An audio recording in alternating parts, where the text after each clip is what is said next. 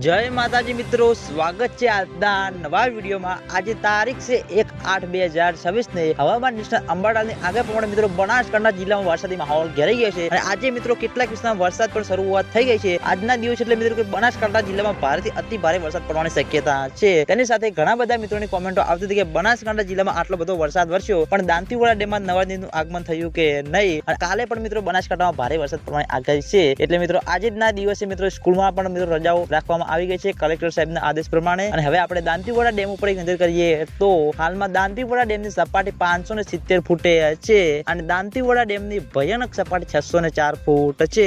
અત્યાર સુધીમાં દાંતીવાડા ડેમ 26.30% ભરાયેલો છે અને તેની સાથે ઘણા બધા મિત્રોની કોમેન્ટો આવતી કે આટલો બધો વરસાદ વરસ્યો પણ દાંતીવાડા ડેમમાં નવા નીરનું આગમન થયું કે નહીં। કારણ કે મિત્રો જેટલી ઘણા દાંતીવાડા ડેમમાં નવા નીરનું આગમન ના થાય ત્યાં સુધી ખેડૂતો મિત્રોના મનમાં ખુશીનો માહોલ જેવો જોવે તેવો જામશે નહીં। ખેડૂતો મિત્રોની આતુરતાથી રાહ જોવા બદલ બનાસકાંઠા જિલ્લામાં સારો એવો વરસાદ વરસ્યો અને હજુ પણ મિત્રો 2 દિવસ વરસાદી માહોલ રહેશે। અને હજુ ઘણા બધા મિત્રોની કોમેન્ટો આવતી હતી કે દાંતીવાડા ડેમમાં નવા નીરનું આગમન થયું કે નહીં। તો મિત્રો હજુ સુધી દાંતીવાડા ડેમમાં પાણીની આવક શરૂ થઈ નથી અને દાંતીવાડા ડેમમાં પાણીની આવક શરૂ થશે તો સૌથી પહેલા તમને બધાને આ ચેનલ દ્વારા વિડીયો બનાવીને જાણ કરવામાં આવશે। એટલે તમે બધા અમારી ચેનલ ઉપર નવા હોય તો વિડીયોને લાઈક કરી દેજો, કોમેન્ટ કરી દેજો અને ચેનલને સબસ્ક્રાઇબ પણ કરી દેજો। તો મિત્રો જય માતાજી।